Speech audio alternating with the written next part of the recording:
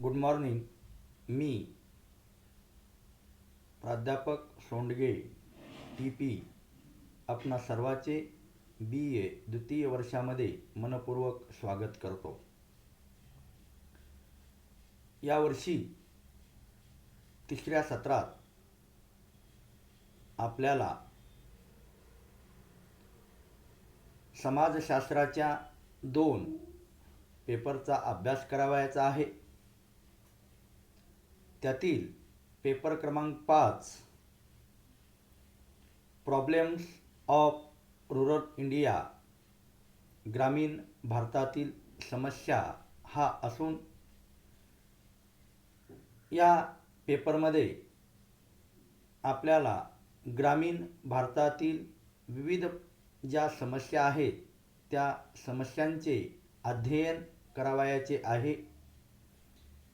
आज आपण या पेपरमधील प्रकरण पहिले जे तुमच्या अभ्यासक्रमामध्ये आहे ते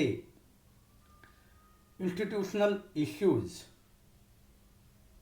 म्हणजे संस्थात्मक प्रश्न, या प्रकरणामध्ये आपण ग्रामीण भारतातील जे संस्थात्मक प्रश्न आहेत त्या संस्थात्मक प्रश्नांचा अभ्यास करणार आहोत. प्रामुख्याने आज आपण या प्रकरणाच्या प्रारंभी संस्थात्मक प्रश्न म्हणजे काय आणि भारतीय ग्रामीण समाजातील ग्रामीण कुटुंबाचे म्हणजेच संयुक्त कुटुंबाचे विघटन अभ्यासणार आहोत. ग्रामीण कुटुंबाच्या विघटनाचा अभ्यास करत असताना प्रामुख्याने ग्रामीण कुटुंबामध्ये जे संरचनात्मक प्रक्रियात्मक बदल झालेले आहेत त्या बदलांचा आढावा घेऊन आपण ग्रामीण कुटुंबातील तथा संयुक्त कुटुंबातील विघटनाच्या कारणांचा विचार करणार आहोत. प्रामुख्याने प्राचीन काळामध्ये भारतावर अनेक आक्रमणे झाली. अनेक राज्यकर्ते राजघराणी आली आणि गेली, परंतु भारतीय समाज जीवन मात्र कायम राहिले. कारण तत्काळामध्ये भारतीय ग्रामीण समाज जीवनाचा केंद्रबिंदू खेडी होती आणि खेड्यांचा केंद्रबिंदू तेथील पारंपरिक संयुक्त कुटुंब पद्धती ही होती. त्यामुळे विविध राजसत्ता आल्या, कालप्रवाहामध्ये त्या नष्ट झाल्या, परंतु भारतीय खेडी आणि भारतीय समाज जीवन मात्र कायम राहिले. अर्थात कालप्रवाहामध्ये भारतीय ग्रामीण समाजातील कुटुंब व्यवस्था जी काही होती त्या कुटुंब व्यवस्थेच्या तथा कुटुंबाच्या आकारामध्ये, रचनेमध्ये, कार्यामध्ये कालानुक्रमे काही बदल होत गेले.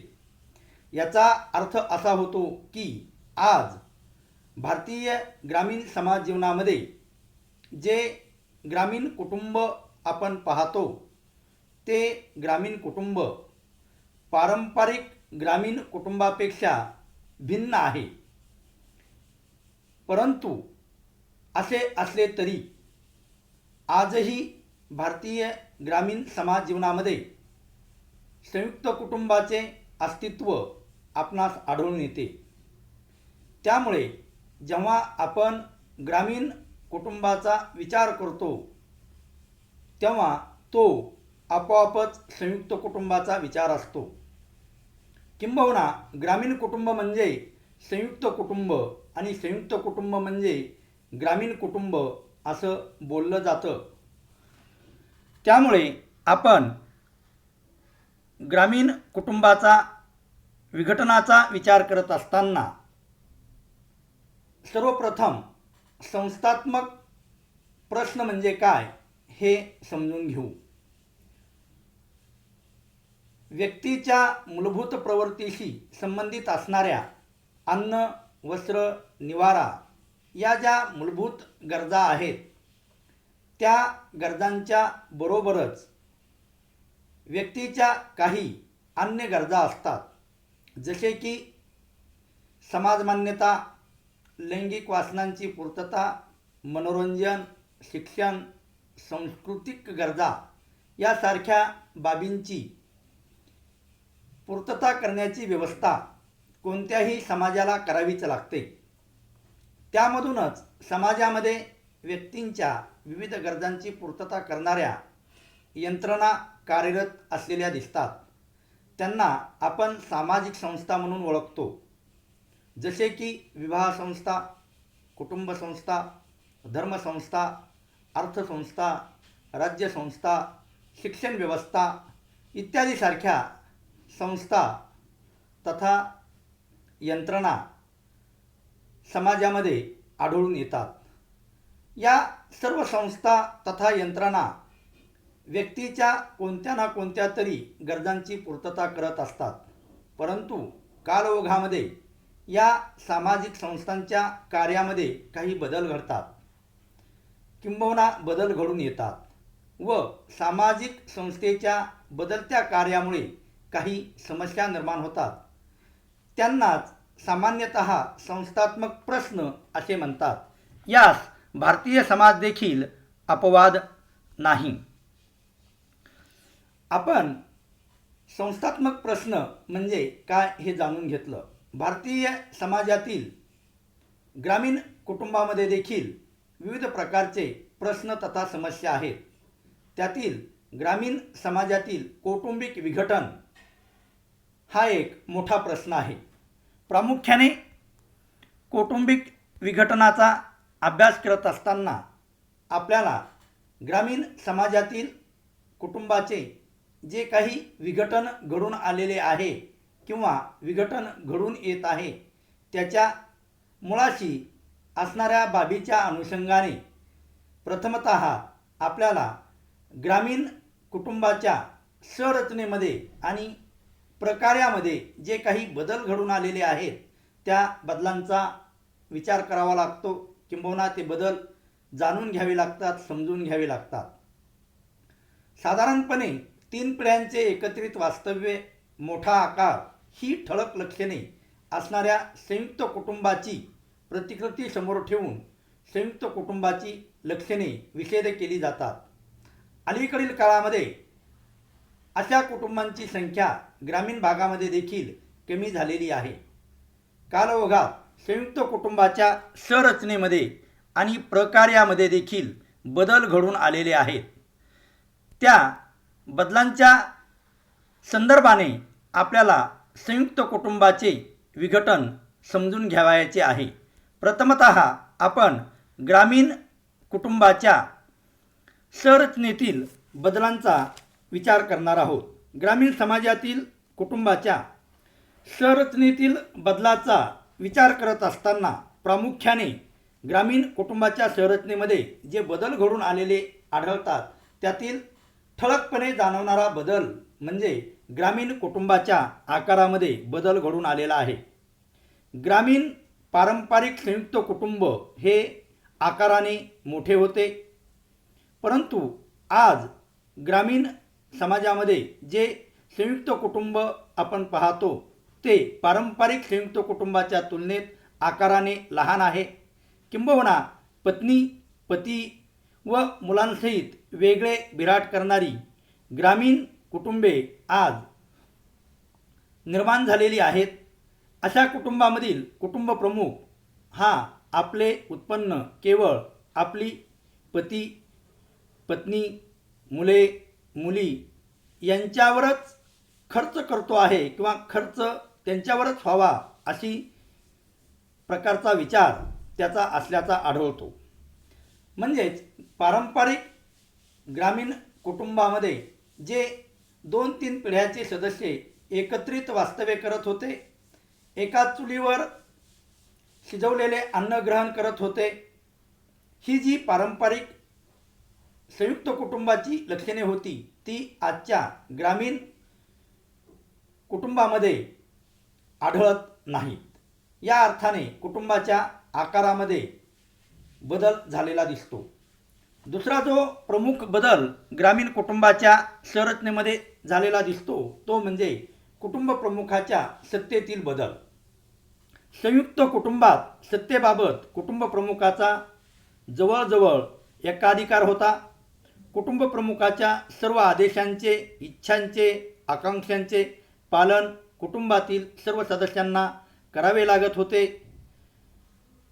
अलीकडच्या काळात मात्र कुटुंब प्रमुखाच्या सत्तेचा ऱ्हास झालेला दिसतो. म्हणजेच आर्थिक, सामाजिक, धार्मिक क्षेत्रात कुटुंब प्रमुखाच्या आदेशांचे किंवा इच्छांचे पालन करणे हे अलीकडील काळातील कुटुंबातील सदस्यांना अनिवार्य वाटत नाही किंवा अनिवार्य राहिलेले नाही. अशी संयुक्त कुटुंबातील सध्याची स्थिती आढळून येते. सर्वात महत्त्वपूर्ण बदल म्हणजे आज ग्रामीण संयुक्त कुटुंबाची सत्ता तुलनात्मकदृष्ट्या तरुण तथा नव्या पिढीच्या हातात आली आहे. संयुक्त कुटुंबात आजोबा, वडील जरी असले तरीही त्यांच्या हाती कुटुंबाचे कारभाराची सूत्रे राहिलेली नाहीत. कुटुंबाचा सर्व कारभार कर्त्या तरुण मुलाकडे आलेला दिसतो. शेतीविषयक विविध क्रिया तसेच पिकांची मशागत याबाबतचे ज्ञान, कृषीविषयक शिक्षण व प्रशिक्षणातून आजच्या नवीन पिढीने प्राप्त केलेले आहे. परिणामी शेतीविषयक विविध क्रियांबाबत जुन्या पिढींचा सल्ला व मार्गदर्शनाची गरज कुटुंबातील नव्या पिढीला वाटेनाशी झाली आहे. त्यामुळे ग्रामीण संयुक्त कुटुंबातील वृद्ध लोकांचे स्थान आता नाममात्र आधाराचे राहिलेले दिसून येते. हा ग्रामीण संयुक्त कुटुंबातील सत्तेच्या अनुषंगाने झालेला महत्त्वपूर्ण बदल म्हणावा लागेल. जो संरचनात्मकदृष्ट्या ग्रामीण कुटुंबामध्ये तिसरा महत्त्वाचा बदल झालेला दिसून येतो तो म्हणजे पारंपरिक जो संयुक्त कुटुंबाचा आधार होता त्या आधारामध्ये बदल झालेला दिसतो. धार्मिक नियम व कौटुंबिक परंपरा हा ग्रामीण संयुक्त कुटुंबाचा प्रमुख आधार होता. आज ग्रामीण कुटुंबात देखील धार्मिक विधी व क्रियांना पूर्वीसारखे फारसे महत्त्व राहिलेले नाही. कुटुंबाची प्रतिष्ठा ही परंपरांचे, निष्ठेचे पालन करण्यावर नव्हे तर आर्थिक स्थितीवर अवलंबून असते, अशी ग्रामीण भागातील नवतरुण पिढींची धारणा बनलेली आहे. त्यामुळे धार्मिक नियमांचे व कुटुंबांच्या परंपरांचे निष्ठेने पालन करण्यामधून संयुक्त कुटुंब सदस्यांमध्ये जी एकतेची भावना किंवा संबंधामध्ये घनिष्ठता पारंपरिक ग्रामीण समाजामध्ये आढळत होती ती आता कमी होताना दिसते. या दृष्टीने विचार करता ग्रामीण संयुक्त कुटुंबाच्या पारंपरिक आधारामध्ये मोठ्या प्रमाणात बदल घडून येऊन त्याच्या एकतेला धक्का बसलेला दिसतो. कुटुंब संरचनेच्या संदर्भामध्ये जो चौथा महत्त्वपूर्ण बदल अलीकडील काळात घडून आलेला दिसतो तो म्हणजे संयुक्त कुटुंबातील जे विविध सदस्य असतात त्या सदस्यांच्या परस्पर संबंधामध्ये बदल झालेला दिसतो. तो या अर्थाने की अलीकडील काळात विवाहानंतर मुलाने स्वतंत्र विराट केले किंवा पूर्वीच्या संयुक्त कुटुंबामधून एक नवीन कुटुंब निर्माण होते. ग्रामीण भागात लहान आकाराची घरे असल्यामुळे विवाहानंतर अनेक लोक वेगवेगळी बिराडे करतात. ही किंबहुना विवाहित नवदाम्पत्यांची गरजही असू शकते. अशा कुटुंबांना भारतीय समाजशास्त्रज्ञ ए.सी. दुबे यांनी नवस्थानीय कुटुंब असं म्हटलेलं आहे.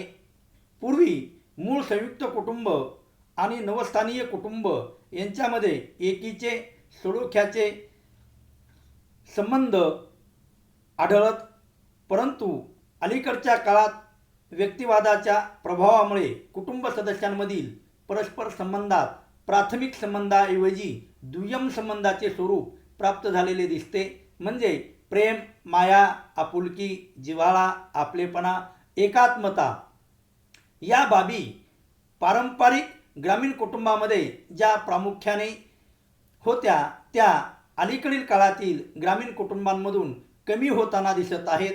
म्हणजे परस्पर संबंधामध्ये दुरावा किंवा दुय्यम स्वरूपाच्या संबंधाचा प्राबल्य प्रामुख्याने आढळून येतं. याशिवाय ग्रामीण कुटुंबाच्या संरचनेतील बदलाच्या अनुषंगानं जो महत्त्वपूर्ण बदल घडून आला, ज्या बदलामुळे प्रामुख्याने ग्रामीण कुटुंबाच्या विघटनाला खऱ्या अर्थाने चालना मिळाली, तो बदल म्हणजे स्त्रियांचा दर्जा आणि मालमत्तेच्या अधिकारामध्ये घडून आलेला बदल.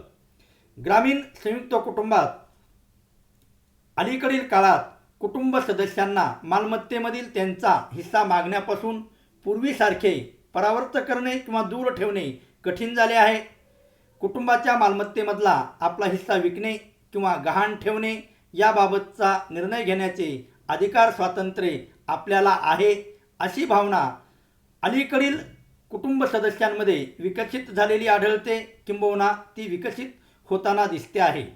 त्यामुळे पुरुषप्रधान संस्कृतीचा प्रभाव जरी आज ग्रामीण कुटुंबामध्ये आढळत असला तरी पूर्वीसारखे संयुक्त कुटुंबात पुरुषाच्या तुलनेने स्त्रियांचा दर्जा आता गौण राहिलेला नाही. त्यांनाही वेगवेगळ्या कायद्यांमुळे किंवा घटनात्मक तरतुदींमुळे मालमत्तेमध्ये अधिकार प्राप्त झालेला आहे. शिक्षणामुळे स्त्रियांना त्याची जाणीव झालेली आहे.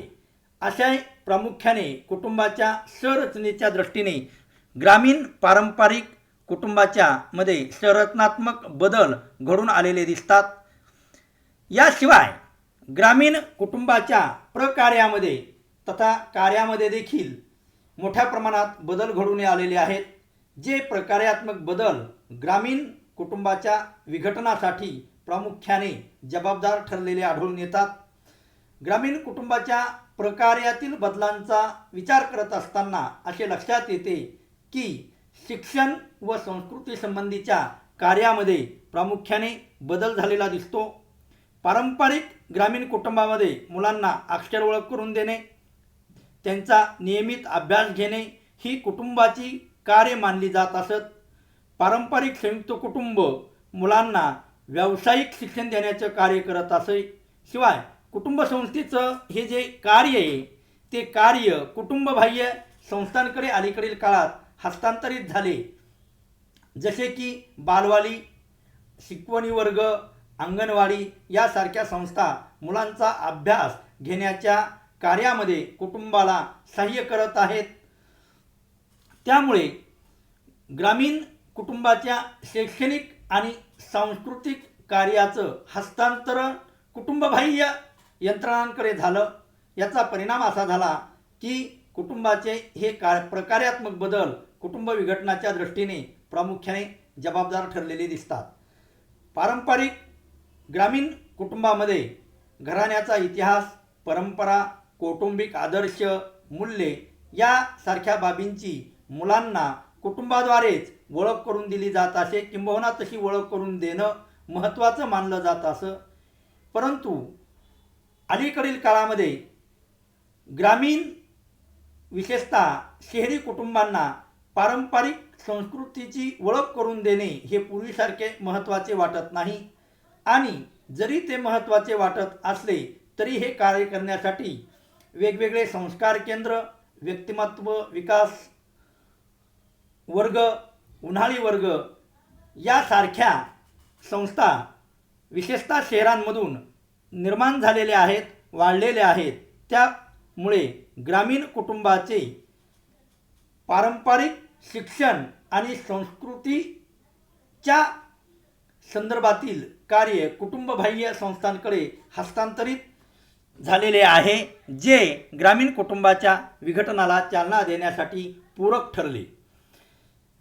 प्रकार्यात्मक बदलाच्या अनुषंगानं जो दुसरा महत्त्वाचा बदल ग्रामीण कुटुंबाच्या प्रकार्यामध्ये झालेला आढळतो तो म्हणजे मनोरंजनात्मक कार्यामध्ये बदल घडून आला. पूर्वी संयुक्त कुटुंब हेच कुटुंब सदस्यांसाठी मनोरंजनाचे एकमेव केंद्र होते. कुटुंबातील सदस्य परस्परांशी गप्पा मारत, एकमेकांच्या नकला करत व त्यातून मनोरंजनाची गरज पूर्ण करून घेत असत. शिवाय भजन, कीर्तन यामध्ये कुटुंबातील सर्व सदस्य सहभागी होत असत.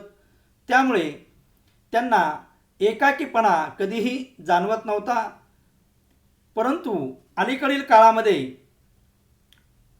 ग्रामीण समुदायाचा शहराशी जो संपर्क आला, त्या संपर्कातून प्रामुख्याने नागरी मनोरंजनाची साधनं ग्रामीण भागामध्ये पोहोचली, जसे की रेडिओ, चित्रपट, दूरदर्शन, क्लब या सर्वांमध्ये खेडूत व्यक्ती देखील सहभागी होऊ लागला, त्याचा आस्वाद घेऊ लागला आणि मनोरंजनाची पारंपरिक कौटुंबिक साधनं बाहेर कालबाह्य ठरवून नवीन आधुनिक मनोरंजनाच्या साधनांचा पारंपरिक ग्रामीण कुटुंबामध्ये शिरकाव झाला. या अर्थाने मनोरंजनात्मक कार्यामध्ये प्रामुख्याने बदल झालेला आपल्याला जाणवतो. याशिवाय ग्रामीण कुटुंबाच्या आर्थिक कार्यामध्ये देखील बदल घडून आला. पूर्वी संयुक्त कुटुंब हेच उत्पादनाचे एकमेव केंद्र होते. कुटुंबातील लहान मोठे, स्त्री पुरुष हे सर्वच आर्थिक क्रियांमध्ये सहभागी होत असत. उदाहरणार्थ की गवळी जातीचं एखादं कुटुंब असेल तर त्या गवळी जातीच्या कुटुंबाचा पारंपरिक व्यवसाय हा घरोघरी दूध पुरविणे हा होता. हे गवळी जातीच्या कुटुंबाचे कार्य होते किंवा काम होते. यामध्ये त्या कुटुंबातील मुलांचं काम जनावराचं शेण काढणं, जनावराचा कोठा स्वच्छ करणं हे असे. तर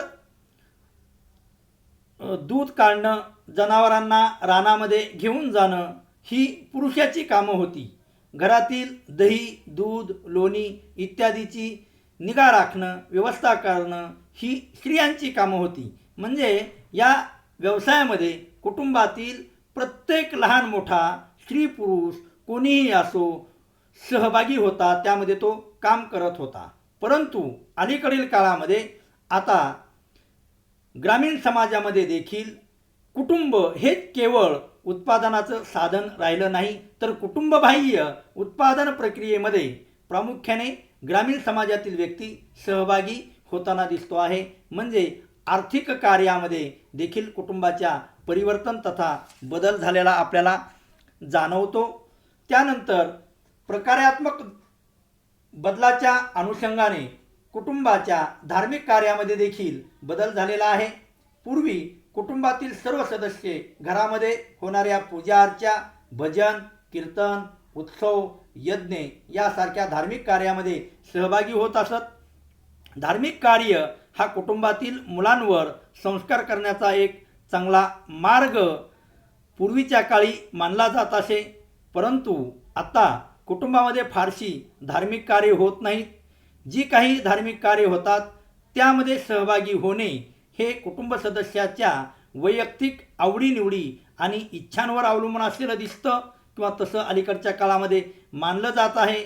त्यामुळे आज कुटुंबातील धार्मिक कुळाचार हे केवळ औपचारिकता पूर्ण करण्यासाठी केले जातात. या सर्व बदलांचा कुटुंबाच्या धार्मिक कार्यातील बदल म्हणून ओळखलं जातं.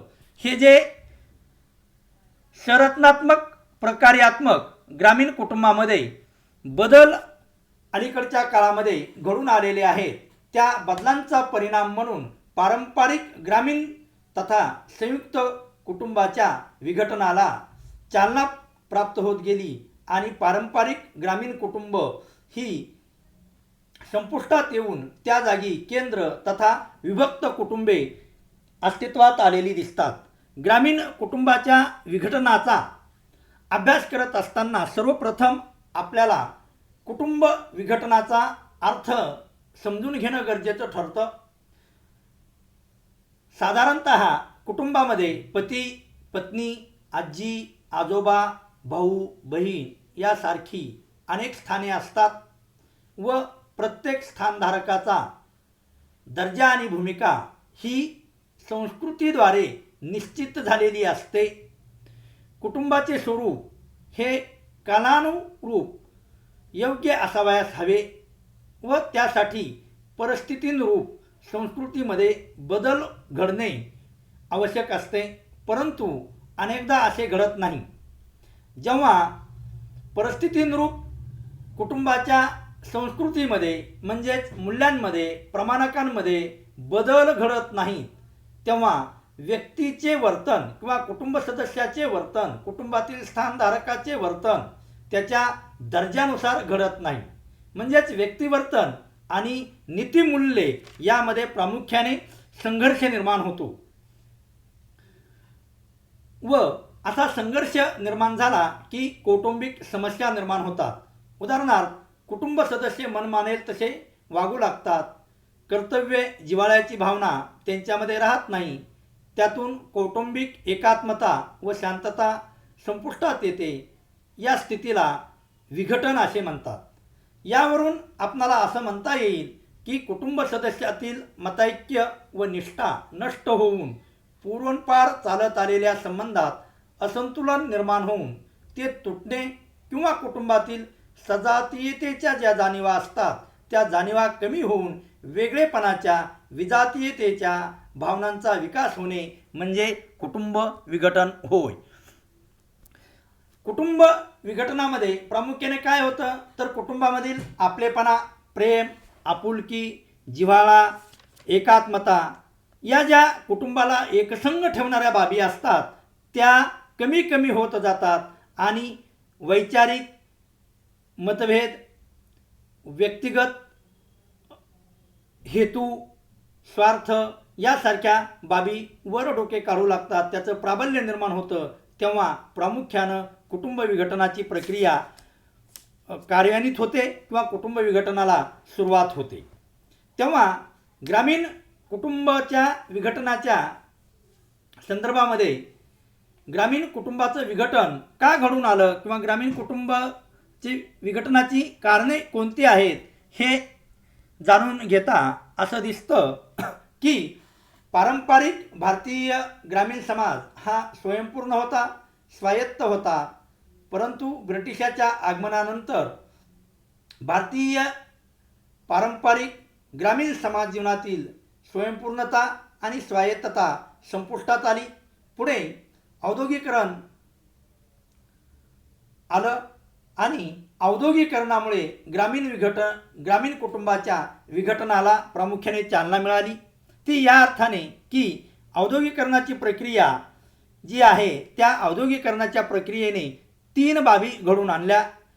त्यातली पहिली बाब म्हणजे रोजगाराच्या नवीन संधी औद्योगिकरणामुळे निर्माण झाल्या.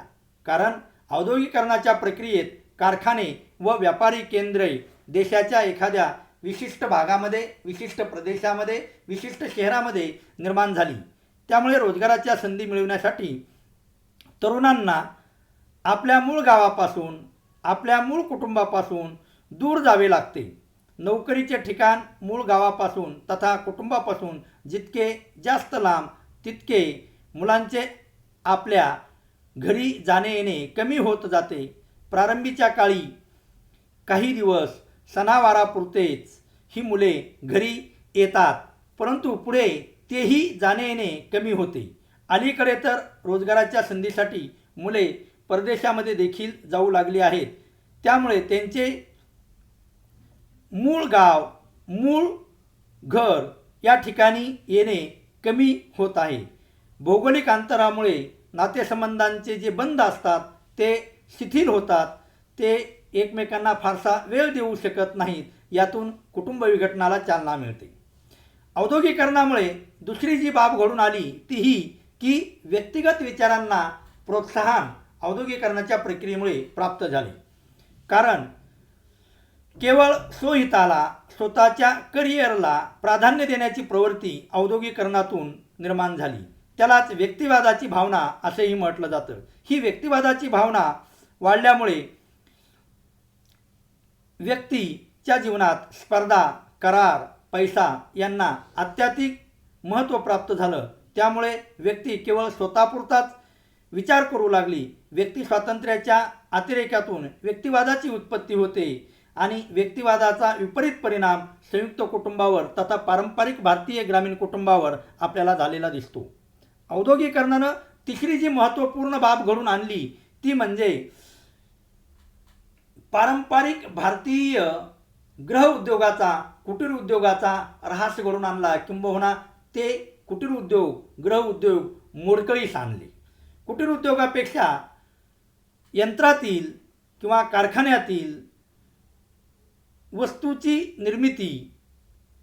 निर्मितीचा एकूण खर्च जो आहे तो कमी असतो. त्यामुळे कुटीर उद्योगातील वस्तू महाग तर तुलनात्मकदृष्ट्या मोठ्या उद्योगातील वस्तू स्वस्त अशी स्थिती निर्माण होते. ही स्थिती दीर्घकाळ राहू शकत नाही.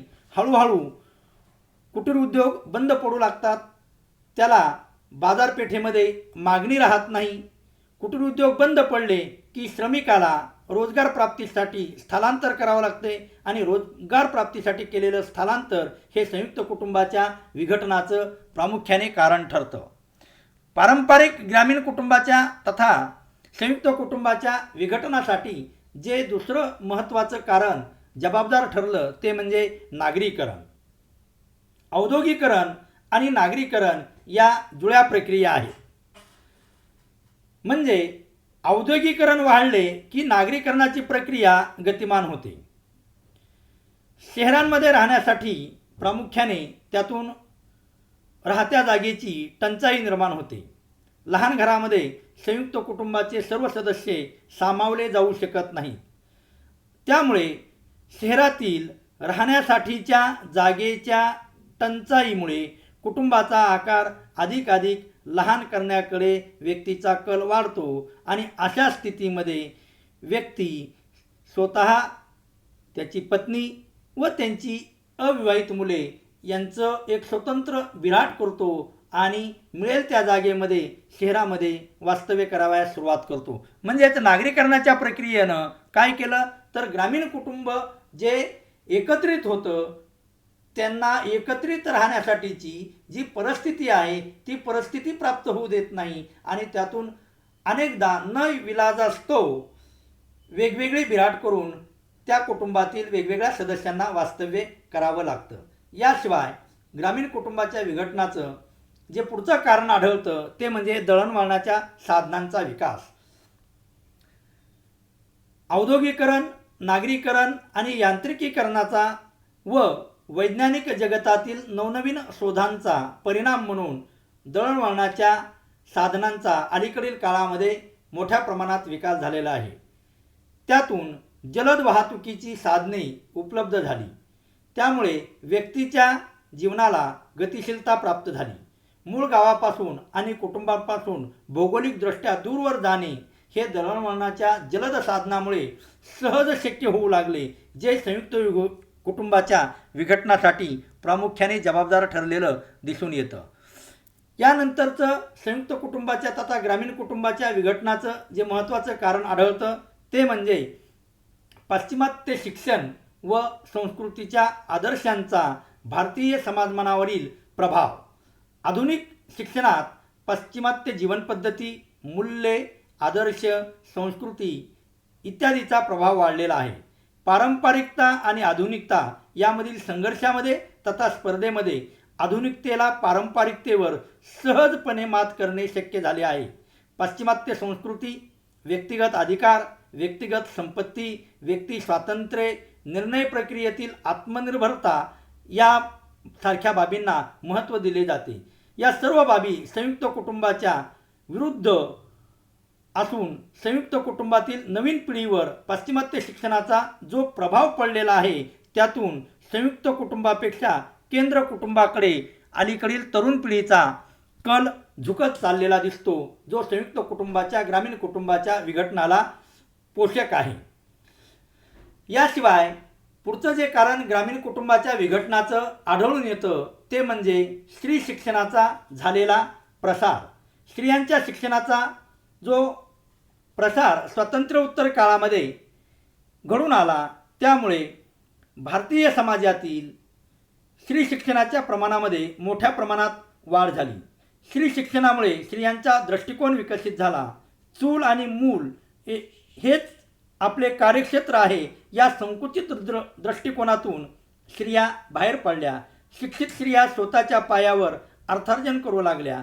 आपल्या स्वतःच्या इच्छा, आकांक्षा, ध्येय, करिअर यासारख्या बाबींवर त्या लक्ष देऊ लागल्या. निर्णय प्रक्रियेमध्ये त्यांचा सहभाग वाढू लागला. यासारख्या बाबींमुळे कुटुंबात अनेकदा संघर्ष उद्भवू लागले. परिणामी ही बाब कुटुंबाच्या विघटनासाठी पोषक ठरली. विशेषतः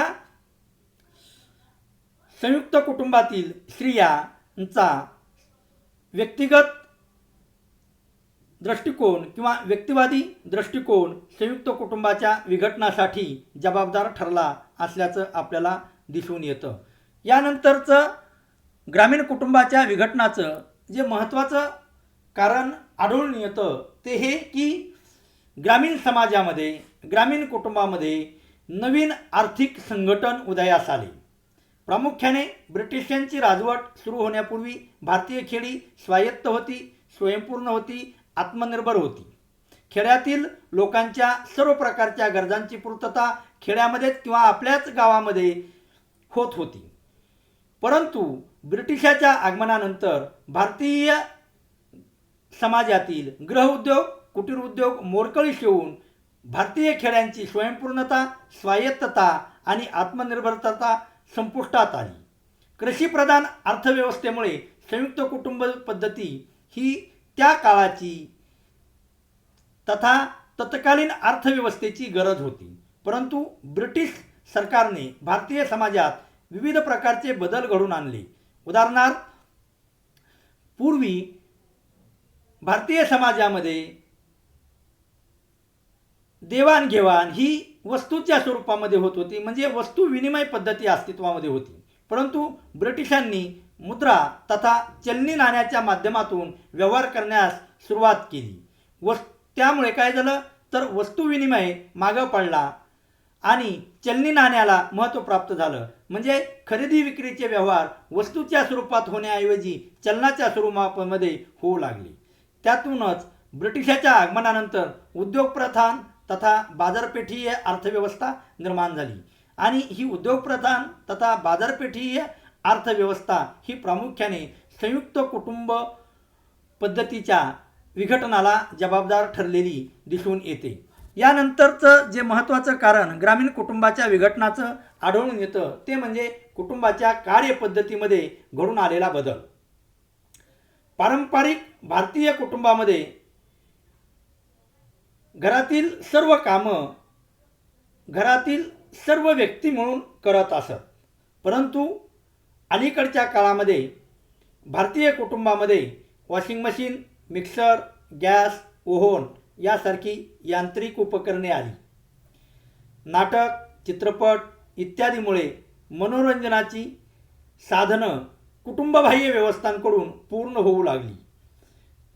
त्यामुळे कुटुंबातील दैनंदिन कामे यांत्रिक साधनांच्या वापरामुळे कमीत कमी वेळेमध्ये होऊ लागली.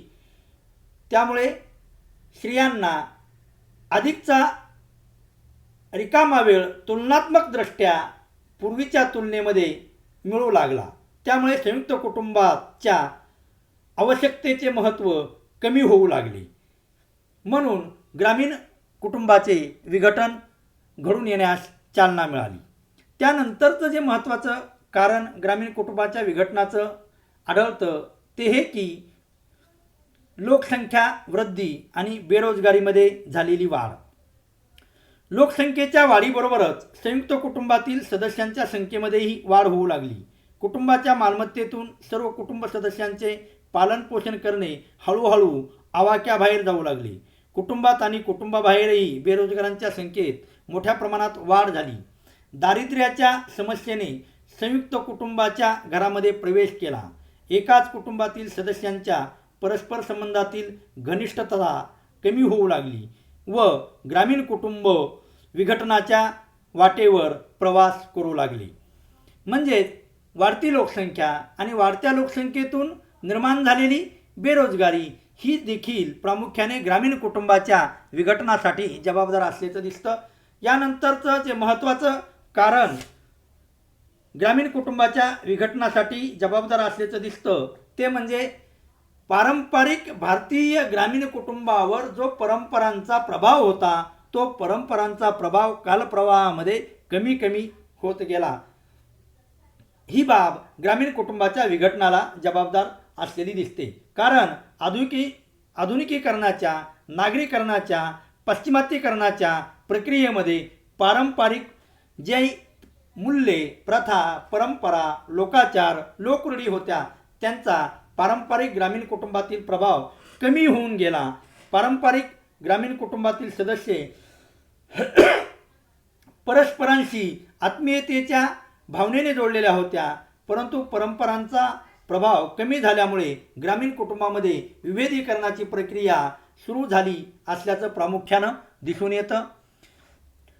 त्यानंतरचं जे कारण आहे ते म्हणजे व्यक्तिगत महत्त्वाकांक्षेत झालेली वाढ.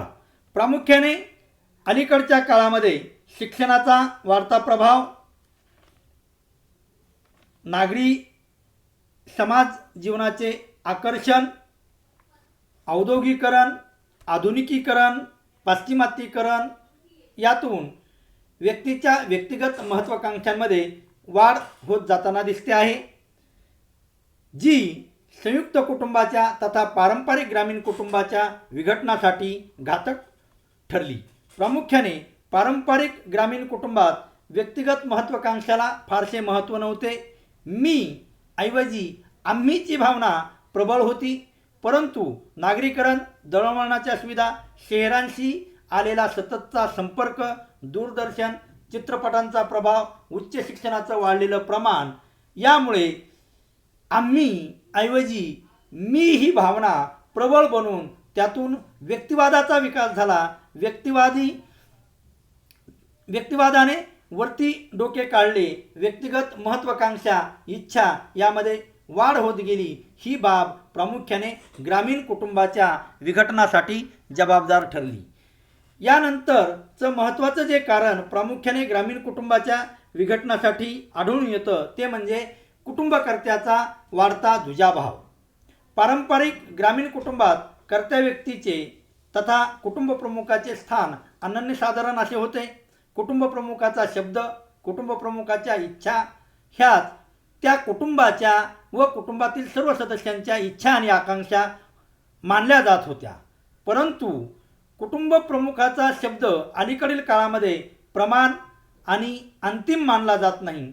त्याचं कारण असं आहे की पारंपरिक समाजातील कुटुंबप्रमुखाप्रमाणे अलीकडच्या काळातील कुटुंबप्रमुख व्यक्ती निरपेक्ष व तटस्थ वृत्तीने, समर्पण वृत्तीने कुटुंब चालवताना दिसत नाही, तर त्याच्या ठिकाणी स्वार्थ, दुजाभाव आढळून येतो. तो आत्मकेंद्रित झालेला दिसतो आणि ही कुटुंबप्रमुखाची दुजाभावाची, आत्मकेंद्रितपणाची वृत्ती, स्वार्थाने प्रेरित झालेली वृत्ती प्रामुख्याने कुटुंबाच्या विघटनाला जबाबदार ठरताना दिसते आहे.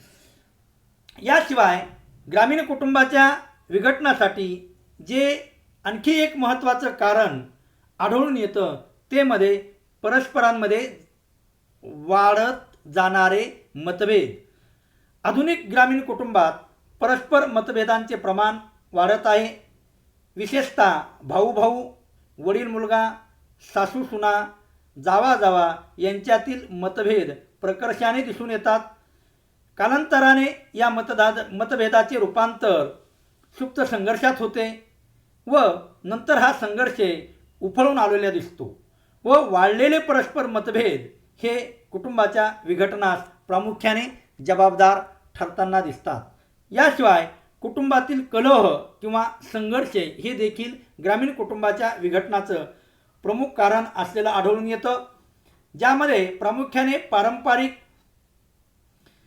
संयुक्त कुटुंब जे होतं त्या संयुक्त कुटुंबाचा आकार मोठा होता. संयुक्त कुटुंबाचा आकार वाढला म्हणजे काय झालं तर संयुक्त कुटुंबातील सदस्यांची संख्या वाढली. सदस्य संख्या वाढल्यामुळे काय झालं तर सदस्यांमध्ये मतभेद वाढू लागले. कुटुंब प्रमुख सदस्यांमधील मतभेदांचं निराकरण करण्यात अलीकडच्या काळात कमी पडू लागला. मतभेदातून ताणतणाव वाढले. विशेषतः संयुक्त कुटुंबामधील महिलांमध्ये कुरबुरी वाढल्या. त्याची परिणती संयुक्त कुटुंबाची वेगवेगळी तुकडे होण्यामध्ये झाली. काही संयुक्त कुटुंबात एकाच घराची वाटणी करून 2 कुटुंबे विभक्त राहू लागली. 2 वेगवेगळ्या चुलीवर स्वयंपाक होऊ लागला.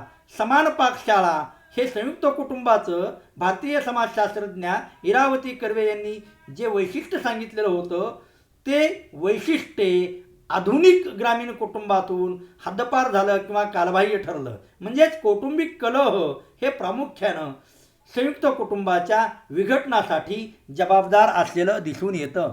याशिवाय अलीकडच्या काळामध्ये संयुक्त कुटुंबाच्या विघटनासाठी पोषक स्थिती निर्माण करण्यात जबाबदार ठरलेलं दिसून येतं ते म्हणजे नवनवीन जे सुधारणा कायदे घटनात्मक तरतुदी अस्तित्वात आल्या. त्या घटनात्मक तरतुदी आणि सुधारणा कायद्यांनी प्रामुख्याने संयुक्त कुटुंबाच्या विघटनाला हातभार लावलेलं आढळून येतं. प्रामुख्यानं भारतीय समाज जीवनाचा विचार करता स्वातंत्र्याच्या प्राप्तीनंतर भारतीय संविधानाने आणि नंतरच्या वेगवेगळ्या कायद्याने वेगवेगळ्या प्रकारचे अधिकार कुटुंबातील विविध घटकांना तथा स्थानधारकांना प्राप्त झाले.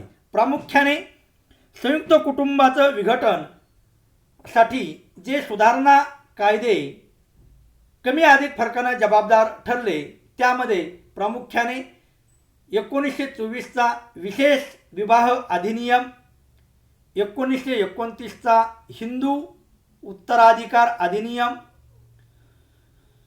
1929चा शारदा ॲक्ट, 1937मध्ये पारित झालेला स्त्रियांचा संपत्तीवरील अधिकाराबाबतचा कायदा, 1955चा हिंदू विवाह कायदा, 1956चा हिंदू उत्तराधिकार कायदा आणि 1961चा हुंडा प्रतिबंधात्मक कायदा असे वेगवेगळ्या प्रकारचे कायदे स्वातंत्र्योत्तर भारतामध्ये भारतीय संसदेने पारित केले. अर्थात या सर्व कायद्यांचे उद्देश चांगले होते, किंबहुना चांगलेच आहेत.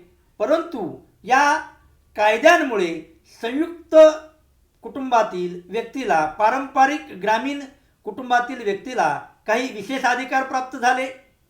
त्या अधिकारांचा दुरुपयोग घडून येऊ लागला. म्हणून एका बाजूला या कायद्यांनी विशेषतः स्त्रियांच्या जीवनामध्ये प्रगती घडून आणली, स्त्रियांचं समाजातील कुटुंबातील स्थान उंचावण्यासाठी मदत केली, त्यांच्यावरील अन्याय अत्याचाराला प्रतिबंध घालण्याचं कार्य केलं. तर दुसऱ्या बाजूला या वेगवेगळ्या प्रकारच्या अधिनियमांमुळे, कायद्यांमुळे संयुक्त कुटुंबाच्या, पारंपरिक ग्रामीण कुटुंबाच्या विभेदीकरणाला देखील प्रामुख्याने चालना मिळून दिली असल्याचं दिसतं. प्रामुख्याने हे जे वेगवेगळे कायदे आहेत आणि या कायद्याच्या अनुषंगानं न्यायालयामध्ये जे काही खटले चालू आहेत किंवा या न्यायालयीन खटल्यामध्ये जे काही निर्णय आले तर एक स्वतंत्र व्यक्ती म्हणून व्यक्तीच्या विचारांना या वेगवेगळ्या कायद्यांनी महत्त्व मिळवून दिलं आणि त्यातून संयुक्त कुटुंबाच्या, पारंपरिक ग्रामीण कुटुंबाच्या ऱ्हासाला चालना मिळाली किंवा प्रामुख्याने गती प्राप्त झाली आणि त्यातून पारंपरिक भारतीय ग्रामीण कुटुंब हे विघटनाच्या वाटेवर मार्गक्रमण करू लागलं, किंबहुना पारंपरिक संयुक्त कुटुंबाचं विघटन घडून आलेलं आपल्याला दिसून येतं. या पुढील भागामध्ये आपण ग्रामीण कुटुंबाच्या विघटनाचे, ग्रामीण कुटुंबावर आणि एकूण भारतीय ग्रामीण समाज जीवनावर कोणत्या प्रकारचे परिणाम घडून आले त्या परिणामांचा आढावा घेऊ. धन्यवाद. थँक्यू.